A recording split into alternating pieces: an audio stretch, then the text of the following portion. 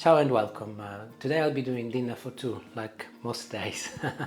I have got here a beautiful courgette which I've picked up from Julie's plant this morning, and actually this is the fourth one from the same plant. I've already done some videos with round courgettes. We'd never had round courgettes before. This is a first for us, so I'm experimenting new things. And although I've stuffed one before, I think I put egg in them, today I will be doing one with a Sicilian recipe for a specific type of pasta, anelletti siciliani, which I will be cooking in a nice mincy sauce and egg and full of flavor, and it will be interesting to see how it turns out. To give you some context, this courgette weighs just over 900 grams, so quite a large courgette in the scheme of things. I mentioned that I already stuffed a courgette before, but when I did that last time it was cooked. I boiled it for about 20 minutes, whereas this is still fresh, so it will be interesting to see how I get on.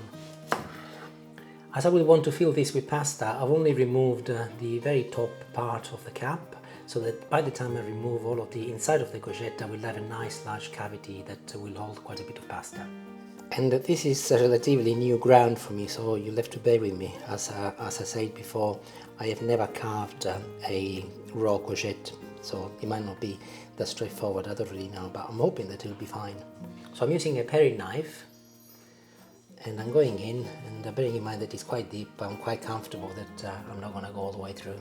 I'll do a cross, and again. It's easy actually, easier than I thought.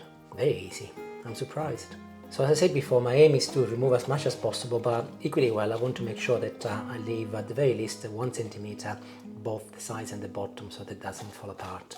I'm curious to see how much I've taken out, and I'm going to weigh it again. And it now weighs nearly 500 grams, so approximately 400 grams of materials come out. I will be putting the courgette in the oven in a minute, but I'm actually putting a little oil at the bottom of a dish first, and then I'll put my courgette inside it, and I will also add some oil on the inside of the courgette and a pinch of salt, and I'll go in and with my fingers I spread the oil on the sides of the courgette as well. And this is now ready to go in the oven for 20 minutes, 180 degrees. In the meantime, I'll get on with the rest of the ingredients, and I'll start with the soffritto. Soffritto is the base of a lot of Italian dishes, and it consists of celery, carrots and onion, and I've chopped them very fine in this particular case. Olive oil in a frying pan. I meant to add, this is the inside of the courgette which I've chopped in rough pieces as well, and I'll start by adding my carrot, my onion and my celery to the pan.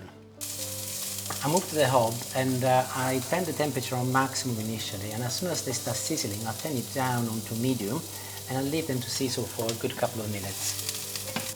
As soon as my onion and everything else has softened up slightly, I will add the courgette to the mix. But as courgettes have got a fairly high water content, I will turn the temperature up for a little while. A few minutes in and the courgette has reduced in volume. I'll turn this down so you can hear me better. And this is when I'm going to be adding some minced beef, 250 grams. And I'll turn the temperature up again. I'll go along with my wooden spoon and mix everything together until the mince is nice and brown all over.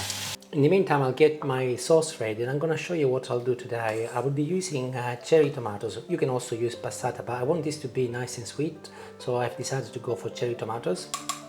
And I'll pour them inside a little mixer here.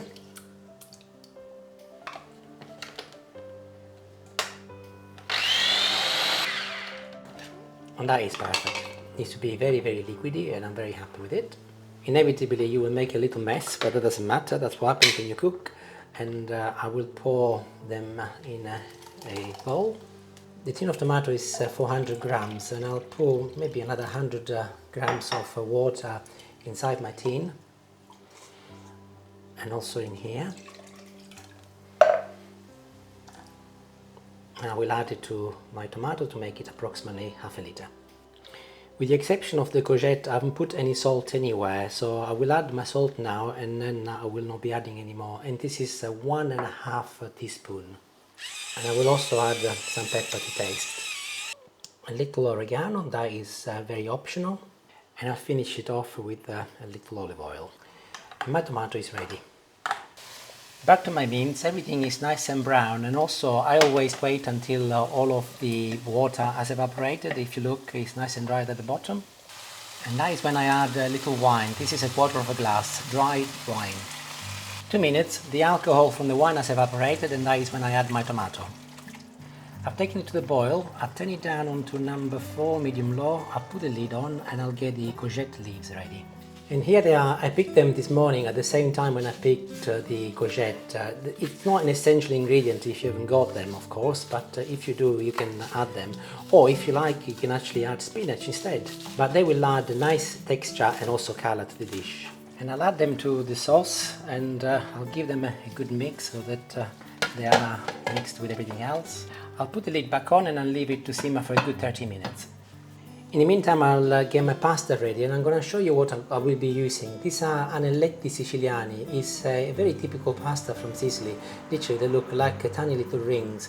Very difficult to get hold of it, but as an alternative, you can use macaroni, which is this pasta, should you have not seen it before, and this just slightly the size of a little finger there. Or alternatively, you can also use orzo pasta. I think that would also be a very good option. I'm going to be making a little extra, so I will weigh a couple of 100 grams. And this will only need to be cooking in boiling water for 5 minutes, no more than 5 minutes, because it will finish cooking with the sauce once it goes in the oven. Water is on, boiling away, and I add my anelletti. And my anelletti are ready, and I will add them into a bowl. And my sauce is also ready and has changed color, which is a great sign, and it looks and smells absolutely wonderful. And I'll start by transferring a couple of ladles of sauce in my pasta. I'll give it a good mix. I'll put that one. My courgette is also ready, and has been out of the oven now for a good half an hour. It's nice and cold, and actually I'm very pleased with it. There was a little water which I have removed and actually added to my sauce earlier, so this is perfect. And it's time to start filling the courgette, and I'll start with a layer of pasta first.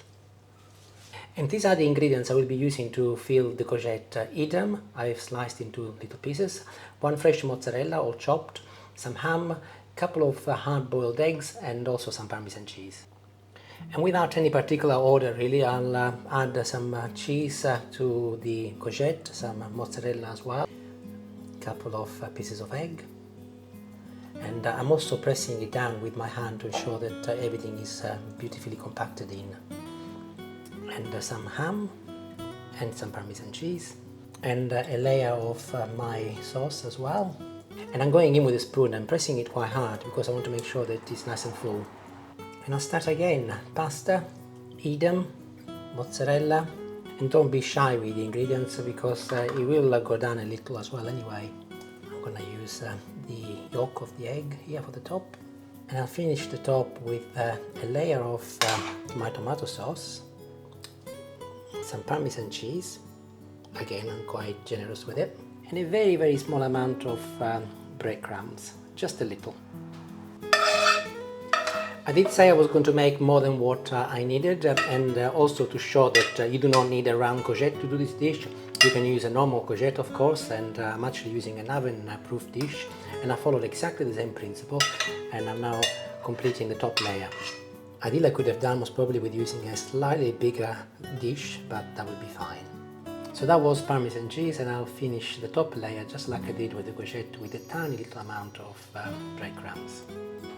And here they are, they're both ready to go in the oven, 180 degrees for 30 minutes. See you then. And they are done.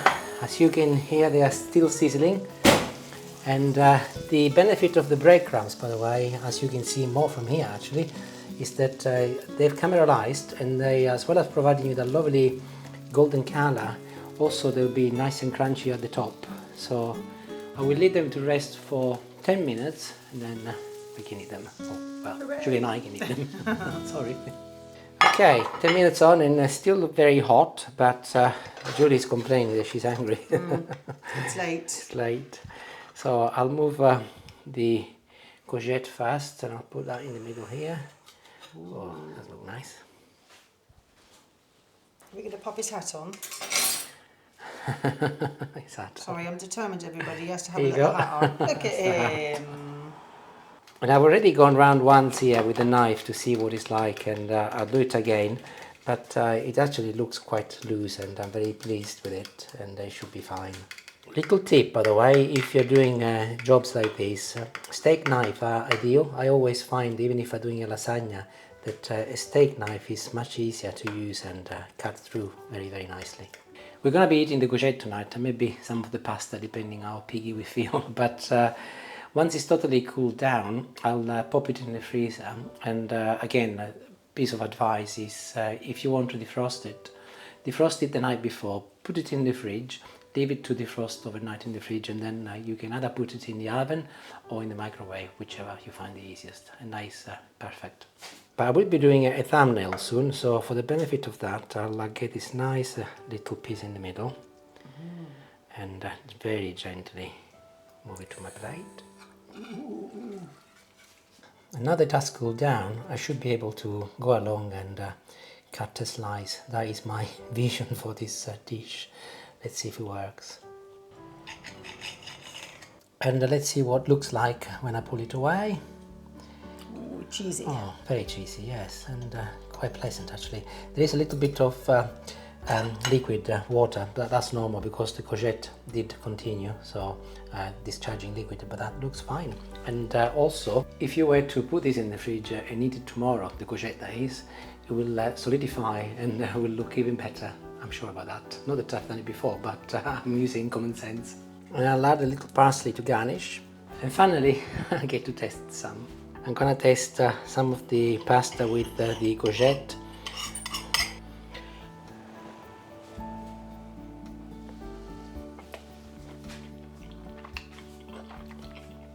It's really delicious, really, really creamy. And actually, though the courgette is not strong because it's a fairly neutral ingredient in this case, the fact that I've used some of the base and just tried it adds a very nice texture to the whole thing. Really delicious. Even if you do not make it with this courgette, you can use normal courgettes. And if you do make it, let me know how you get on. Ciao ciao, thank you, buon appetito. Bye.